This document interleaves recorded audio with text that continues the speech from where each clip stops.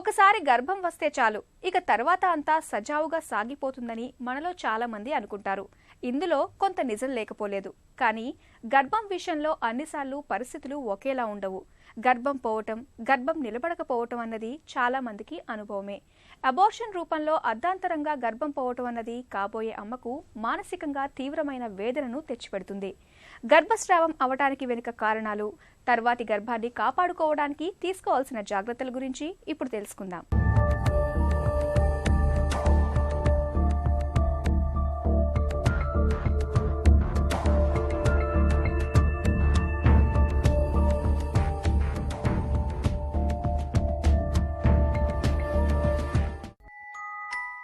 మాతృత్వం ఒక వరం, నవమాసాల కమ్మదనం. అందుకే పెళ్లైన ప్రతి స్త్రీమూర్తి సాధ్యమైనంత త్వరగా తల్లి కావాలని, అమ్మదనంలోని కమ్మటి అనుభూతుల్ని ఆస్వాదించాలని ఆరాటపడుతుంది. అయితే కొంతమందికి నెలతప్పిన ఆనందం మూన్నాళ్ల ముచ్చటగానే మారుతుంటుంది. కారణమేదైనా అర్ధాంతరంగా గర్భం పోవటం అన్నది మాత్రం మానసికంగా తీవ్ర వేదనను తెచ్చిపెడుతుంది. ఒకసారి గర్భం పోయిందంటే మనసు నిండా ఎన్నో అనుమానాలు ముసురుకుంటాయి. మళ్లీ గర్భం వస్తుందా, రాదా, అసలు ఎందుకిలా జరిగింది, ఒకవేళ వచ్చినా నిలబడుతుందా, లేక మళ్లీ ఇలాగే అవుతుందా, మళ్లీ గర్భం కోసం ఎప్పుడు ప్రయత్నించొచ్చు, ఇలాంటి సందేహాలు అనంతం. గర్భం వచ్చిన తర్వాత బ్లీడింగ్ కనిపిస్తే అది అబార్షన్ అని అనుకోవాల్సిన అవసరం లేదు. ఒక్కొక్కసారి ఏంటంటే గర్భం చాలా హెల్దీగా ఆరోగ్యంగా ఉన్నప్పుడు కూడా ఒక్కోసారి బ్లీడింగ్ కనిపించే అవకాశాలు ఉంటాయి. ఎందుకంటే పిండం అనేది గర్భాశయంలో ఇమిడి ఇల్లులాగా ఏర్పరచుకుంటూ ఉంటుంది. అలాంటప్పుడు ఏంటంటే కొద్దిగా స్పాటింగ్ కనిపించడం చాలా మామూలు. బ్లీడింగ్ కనిపించింది అని అంటే దాని అర్థం అబార్షన్ కాదు.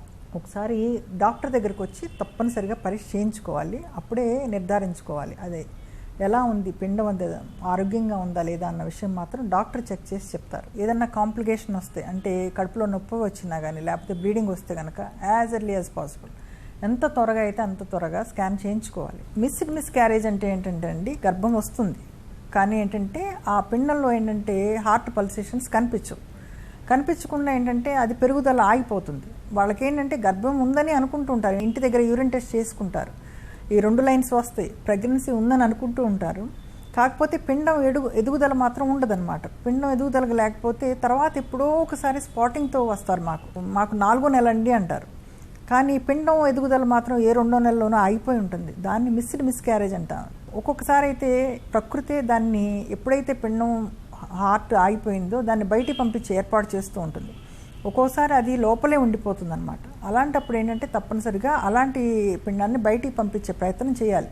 ఈ డెడ్ ఫీటస్ని బయటికి తీసుకురావటమే దాని ట్రీట్మెంట్, అంతకన్నా వేరే ట్రీట్మెంట్ ఉంటుంది.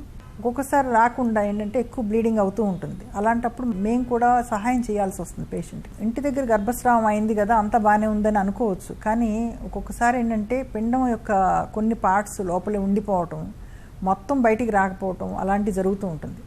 అలా వాళ్ళు అనుకుంటూ ఉంటారు ఇలా బ్లీడింగ్ అయ్యాయి అదే ఆగిపోతుందిలే అనుకుంటారు. కానీ అలా వేచి చూడటం వల్ల ఎక్కువ బ్లడ్ అనేది కోల్పోతూ ఉంటారు.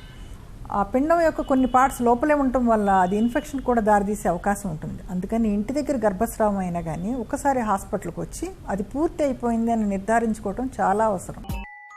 పిండం తయారీలో లోపాలు ఉన్నప్పుడు సహజంగానే ఎదుగుదల ఆగిపోయి గర్భస్రావం అవుతుంది. ఒక్కోసారి జన్యుపరమైన కారణాలు కూడా ఉండొచ్చు. చిన్న వయసులోనే గర్భం ధరించినప్పుడు, గర్భసంచిలో ఏవైనా లోపాలు ఉన్నప్పుడు, గర్భసంచి ముఖద్వారం వదులుగా ఉన్నప్పుడు, గర్భాశయంలో కణితులు ఉన్నప్పుడు, టీబీ వంటి జబ్బులు ఉన్నప్పుడు, థైరాయిడ్, మధుమేహం వంటి సమస్యలు ఉన్నప్పుడు, తీవ్రమైన మానసిక ఒత్తిళ్లతో బాధపడుతున్నప్పుడు గర్భస్రావం జరిగే అవకాశాలు ఎక్కువగా ఉంటాయి. గర్భం పోయినప్పుడు తామేదో తప్పు చేశామని బరువులు ఎత్తటం వల్లనో, లేక పని ఎక్కువగా చేయటం వల్లనో, మలబద్ధకంగా ఉంటే బలంగా ముక్కటం వల్లనో, మానసిక ఒత్తిడికి లోనవటం వల్లనో, శృంగారంలో పాల్గొనటం వల్లనో, లేకపోతే ఏవో తినకూడనివి తినటం వల్లనో ఇలా జరిగిందని తమలో తామే మదన పడుతుంటారు. కానీ ఇవేవీ గర్భస్రావానికి కారణం కావని గుర్తుంచుకోవాలి. గర్భం దాల్చిన తొలి 12 వారాల్లో కొద్దిగా ఎప్పుడన్నా ఎరుపు కనపడ్డం సహజం. దానర్థం గర్భం పోతోందని కాదు. సాధారణంగా ఈ సమయంలో వీరికి నొప్పి ఉండదు. వీరిలో చాలా మందికి మెల్లగా స్రావం ఆగిపోతుంది. లోపల బిడ్డ కూడా ఆరోగ్యంగానే పెరుగుతుంది. గర్భం పోతున్నప్పుడు పొత్తి కడుపులో తెరలుగా నొప్పి, యోని నుంచి ఎరుపు స్రావం, ఇంకా కణజాలం ముక్కల వంటివి కనిపిస్తాయి. అయితే కొంతమందికి నొప్పి, రక్తస్రావం లేకుండానే గర్భం పోవచ్చు. బిడ్డ చనిపోయి లోపలే ఉండిపోతుంది. డాక్టర్లు పరీక్షించే వరకు కూడా గర్భం పోయిన విషయం బయటపడదు. గర్భసంచిలో కాకుండా పిండం బయట పెరుగుతున్నప్పుడు ఎరుపు లేదా నల్లటి రక్తపు గడ్డలు కనబడి వారికి పొట్టలో ఒకవైపు తీవ్రమైన నొప్పి వస్తుంటుంది. ఇది ఒక రకంగా అత్యవసర పరిస్థితి. ఇలాంటప్పుడు అత్యవసరంగా ఆపరేషన్ చేయాల్సి ఉంటుంది. ఎంత మంచి చెట్టుకైనా కానీ ఎక్కడో ఒక చిన్న చిన్న కుక్కమూత పిందులు వస్తాయి. అవి ఎక్కువగా పెరగవు, అవి రాలిపోతూ ఉంటాయి. అది చెట్టు తప్పు కాదు, అదేంటంటే ప్రకృతిలో సహజమైన మార్పు అన్నమాట. ఈ పిండం అనేది ఆరోగ్యంగా ఉన్న పిండాన్నే ప్రకృతి ఎదగనిస్తుంది. ఆరోగ్యంగా లేదు, ఏదన్నా లోపం ఉంది అంటే గనక మనకన్నా ముందు ప్రకృతి గుర్తించి దాన్ని బయటికి పంపించి ఏర్పాటు చేస్తుంది. దానివల్ల ఏంటంటే పుట్టిన బిడ్డలందరూ ఆరోగ్యమైన బిడ్డలే కలగటానికి అది ప్రకృతి చేసిన ఏర్పాటు.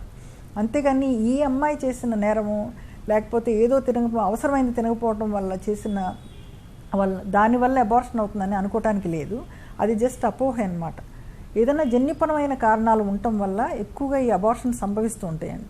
అదేంటంటే ప్రకృతి శరీరం ముందే గుర్తించి దాని పిండం యొక్క ఎదుగుదల ఆపేసి దాన్ని అబార్షన్ లాగా బయటికి పంపిస్తుంది.